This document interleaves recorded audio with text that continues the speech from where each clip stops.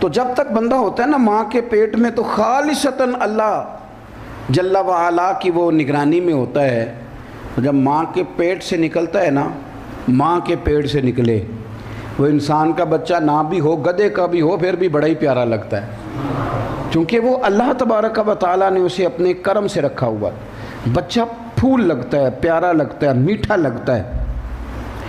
نہ تو ماں کے پیٹ کو کوئی ڈاکٹر بتا سکتے ہیں کہ آکسیجن کا ذریعہ کیا تھا، کچھ باتیں کرتے ہیں پر وہ سطحی ہیں، جو سمجھ میں آنے والی نہیں ہیں. لیکن میرے عزیز، جو رب ماں کے پیٹ میں تجھے کھانا بھی دیتا رہا، پانی بھی دیتا رہا، حسن بھی دیتا رہا، وہ انشاءاللہ قبر میں بھی ساری چیزیں عطا فرمائے. تو قبر کا جو خوفناک منظر ہے نا ہمارے مزاجوں میں کہ پتہ نہیں وہاں کیا بنے گا، تو میں چھوڑ آیا ہوں تو پتہ نہیں کیا حالات ہوں گے، تو اندر پتہ نہیں کیا ماحول ہوگا. سنیں ایک حدیث، یہ ترمذی میں موجود ہے. حضرت انس بن مالک رضی اللہ تعالیٰ عنہ حدیث کے راوی ہیں. ساری حدیثوں میں 3 سوال ہی آئے ہیں. 3 سوال ہے: من ربو کا، ماں دینو کا، تیرا رب کون ہے تیرا. اور تیسرا سوال اچھی طرح سمجھ لیں، یہ ضروری سوال ہے: ما کنت تقول فی حق ھذا الرجل. یہ بتا کہ تو دنیا میں اس مدینے والے محبوب کے بارے میں کیا کہا کرتا تھا. تو کیا کہا؟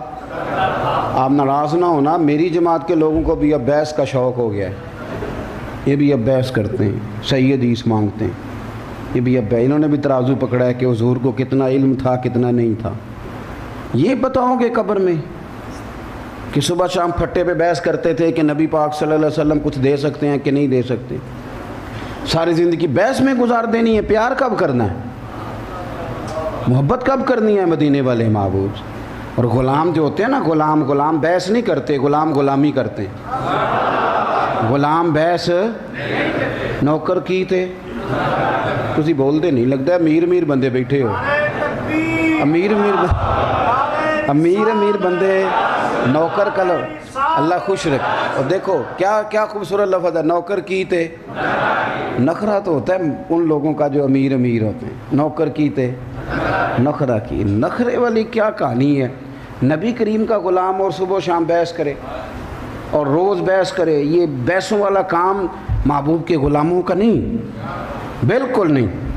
رسول کریم علیہ الصلوۃ والسلام نے کہا کہ رفع دین سے نماز پڑھنی ہے تو پڑھ لی، پھر جب کہا نہیں پڑھنی تو نہیں پڑھی، چھوڑ دی رفع دین. تو کسی نے کوئی تبصرہ کیا؟ اور یار دیکھو نا، یہ اس طرف بیت اللہ شریف ہے اور اس طرف بیت المقدس ہے، بالکل اپوزٹ ہے. آپ اللہ تعالیٰ آپ کو مدینہ لے جائے، مسجد قبلہ تین شریف کی آپ زیارت کریں تو بالکل اپوزٹ ہے، بالکل. تو نبی پاک نے 2 رکعتیں ادھر منہ کر کے پڑھائیں تو اگلی 2 رکعتیں ادھر منہ کر کے پڑھائیں. چلیں آپ مجھے ٹٹول کے بتا دیجیے کس صحابی نے اٹھ کے پوچھا کہ حضور یہ کیا کیا ہے؟ ساڑھے تھے رٹا بنیا رہتا ہے، دسو جی اس کی حکمت کیا ہے؟ اس کو کس نے پوچھا ہے؟ نوکر کی تھے. غلاموں کا کیا کام ہوا کہ وہ بحث کریں؟ غلاموں کا کام ہے؟ وہ تو غلامی کرتے ہیں، وہ تو چپ کر کے سر تسلیم خم کرتے ہیں. وہ تو کہتے ہیں سر تسلیم خم ہے جو مزاج یار میں آئے. روز بحث ہوتی ہے، روز کوئی نہ کوئی. اور بیچارہ وہ بندہ جس کو بالکل حروف ابجد کا نہیں پتا، وہ بھی کہتا ہے مولانا یہ صحیح بخاری میں ہے. میں کہتا ہوں صحیح بخاری دیتی تیرے کو ایک لائن بھی نہیں پڑھی جاڑی. تو کیڑے کام لگے ہیں پائیا؟ وہ بات کرنے والی کر، تو اعتبار کر. تو کس چکر میں وہ لگے؟ غلام کیا کرتے ہیں؟ غلامی. اب حدیث سنو، دیکھو نا ہمارے جو سیاستدان ہیں نا، بڑے بڑے سیانے ہیں جن کو آپ ووٹ دیتے ہیں، جن کے لیے آپ ناراض ہو جاتے ہیں. آپ برادری ایک دوسرے سے ناراض ہو گئی ایم این اے کے لیے، اور ایم این اے جیت کے تو دل کرے اسی پارٹی میں چلے جائے جس کے خلاف لڑتا رہے. ہم بڑی سمجھدار قوم ہیں، ہم لڑائیاں کر کے بیٹھ جاتے ہیں. اور الیکشن آ جائے وہ کہنے میرے وہ گھر چل کے آ گیا ہے. وہ تو ریڑھی والے کو بھی جانا ہے الیکشن دے دینا ہے، اس کی تو مجبوری ہے، اس نے تو آنا تھا. یہ تو آپ کو عقل کرنی چاہیے تھی کہ میاں 5 سال تو کدھر تھا، تو کہاں سے آیا ہے؟ بہرحال بات لمبی ہو جائے گی. یہ جو آپ کے سیاستدان ہیں انہیں اپنی جماعت کے لیڈر کا نام بڑا اچھا لینا آتا ہے، شہید جمہوریت، قائد عوام، فلانا فلانا. آپ تجربہ کر لینا، ان کی تقریریں سن لینا. نبی کریم علیہ السلام کا نام اقدس لینا پڑ جائے انہیں مصیبت بن جاتی. انہیں طریقہ ہی نہیں آتا حضور کا نام لینے کا. انہیں کیونکہ جو سارا دن کریں گے وہی ان کو آئے گا نا. اگر یہ حضور کی نعتیں پڑھنے کے قائل ہوتے تو اعلیٰ حضرت بریلوی کہتے ہیں مجھ سے جب قبر میں پوچھا جائے گا نا کہ تو حضور کے بارے میں کیا کہا کرتا تھا تو میں کہوں گا سرور کہوں کہ مالک و مولا کہوں، میں سرور کہوں کہ مالک و مولا کہوں تجھے، باغ خلیل کا گلے زیبا کہوں تجھے، تیرے تو وصف عیب تناہی سے ہیں بری۔ ذرا دیکھنا اتنا بڑا امام ہے اور جب جملے ختم ہو جائیں تو پھر بندہ کہتا ہے ان میں کراں کی بات ختم ہو گئی، جملے ختم ہو گئے، لفظ ختم ہو گئے تو کہنے لگے تیرے تو وصف عیب تناہی سے ہیں بری، حیران ہوں میرے شاہ میں کیا کیا کہوں تجھے، حیران ہوں میرے شاہ میں۔ اور پھر خود کہتے ہیں لیکن رضا نے ختم سخن اس پہ کر دیا، خالق کا بندہ خلق کا آقا کہوں تجھے۔ سویرے اٹھ کے نعت پڑھا کریں، اپنے بچوں کو نعت سنایا کریں۔ کوئی ضروری نہیں ہے کہ فیس بک پہ روز نئی فوٹو چڑھے گی تو آپ کو اجر ملے گا، آپ موبائل سے نکال کے تو نعت شریف سنائیں، نعت۔ اب تو آپ یقین کریں میں تو بڑا رونا روتا ہوں یہ فوٹو والے معاملے پہ، یہ تو بڑی ضرورت کے لیے علماء نے جائز کہا تھا، بلکہ ہمارے بزرگ تو اس سے منع کرتے تھے، لیکن اب ہمارے لوگوں نے اسے سنت مؤکدہ ہی سمجھ لیا کہ یہ نہیں ہوگی تو شاید نماز نہیں مکمل ہوگی۔ کس چکر میں آپ پڑھ گئے؟ کوئی فرض ہے کوئی؟ چھوڑیں آپ۔ بہرحال حضور فرماتے ہیں سوال پوچھے جائیں گے، اور ترمذی شریف کی جو حدیث میں حضرت انس بن مالک کی روایت سے عرض کر رہا ہوں، حضور فرماتے ہیں 3 سوال نہیں ہوگے، بس ایک ہی ہوگا۔ حضور وہ کیا؟ تو نبی پاک فرماتے ہیں بس میرے بارے میں پوچھا جائے گا، سوال جواب بھی کوئی نہیں، ختم ہو گئی بات۔ یہاں سے بات شروع ہوئی اور یہیں پہ بات، انہیں جانا انہیں مانا، نہ رکھا غیر سے کام، للہ الحمد میں دنیا سے۔ اور بلے شاہ بھی